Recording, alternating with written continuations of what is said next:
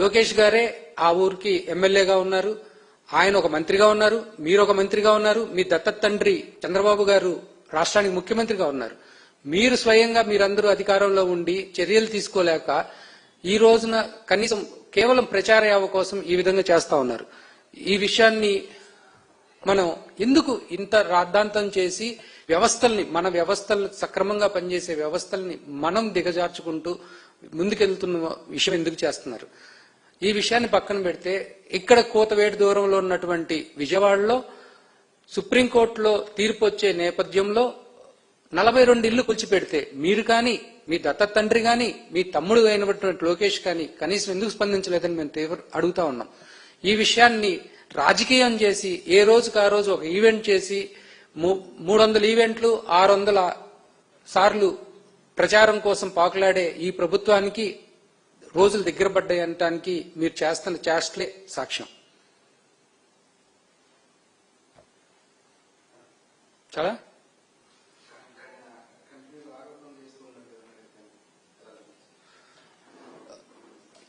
ఈ రోజున మీరు ప్రతిదాన్ని ఆరోపణ చేస్తున్నారు, మీడియాలో హైలైట్ చేసుకుంటున్నారు.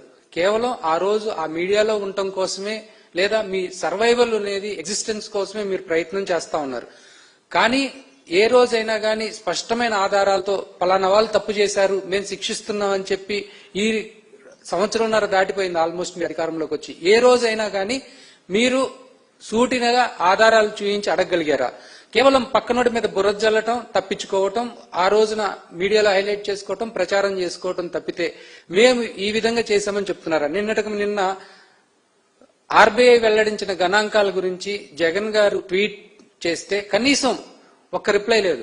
ఏ రోజైనా కానీ జగన్ గారి ప్రెస్ మీట్ కానీ లేకపోతే వైఎస్ఆర్సీపీ నుంచి సంధిస్తున్నటువంటి ప్రశ్నలకు కానీ ఏ రోజైనా ఆధారాలతో సమాధానం చెబుతున్నారా? కేవలం బురద జల్లటం, పక్క తప్పించుకోవటం, బురద జల్లటం, పక్క తప్పించుకోవటం తప్పితే ఏ రోజైనా కానీ ఒక సమాజం కోసం లేదంటే వ్యవస్థని పటిష్టపరుద్దామన్న ఉద్దేశంతో లేదంటే ఆధారాలతో సహా మాట్లాడగలుగుతున్నారా? మొన్నటికి మొన్న 30,000 మంది తప్పిపోయారని చెప్పారు. కనీసం మీరు అధికారంలోకి వచ్చి సంవత్సరంన్నర దాటిపోయినా కానీ కనీసం దాని మీద సమీక్ష చేశారా? ఇలాంటి బురద చల్లుడు కార్యక్రమాలు ఎప్పుడైనా ఆపుకోవాలని చెప్పి కోరుతా ఉన్నాం.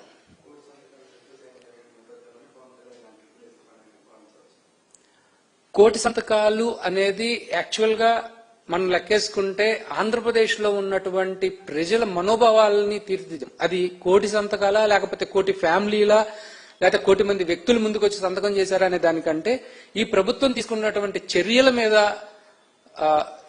లేకపోతే ఆ ప్రభుత్వం చేపడుతున్న పనుల మీద ప్రజల్లో వస్తున్నట్టు వ్యతిరేకత, దీనికి తోడు సజీవ సాక్ష్యం ఏంటయ్యా అంటే మీరు మెడికల్ కాలేజీలు ప్రైవేట్ పరం చేస్తామని చెప్పి నోటిఫికేషన్ ఇస్తే కేవలం ఒకే ఒక్క అప్లికేషన్ వచ్చింది, అది కూడా కిమ్స్ నుంచి వచ్చింది. మిగిలిన వాటికి ఎందుకు రాలేదంటే మీరు చేస్తున్న దుర్మార్గాలకి ప్రజలు లేదా పారిశ్రామికవేత్తలు మద్దతు ఇవ్వట్లేదు. నన్ను చూసి పెట్టుబడులు పెడుతున్నామంటున్నారు చంద్రబాబు నాయుడు గారికి కనీసం ఈ మెడికల్ కాలేజీలు తీసుకోవడానికి ఎవరూ ముందుకు రావట్లేదంటే రాష్ట్రం ఎంత దౌర్భాగ్య స్థితిలోకి వెళ్ళిపోతుందా లేకపోతే మీరు ఎలా తోసేస్తున్నారు అనే దానికి ఈ సజీవ సాక్ష్యం.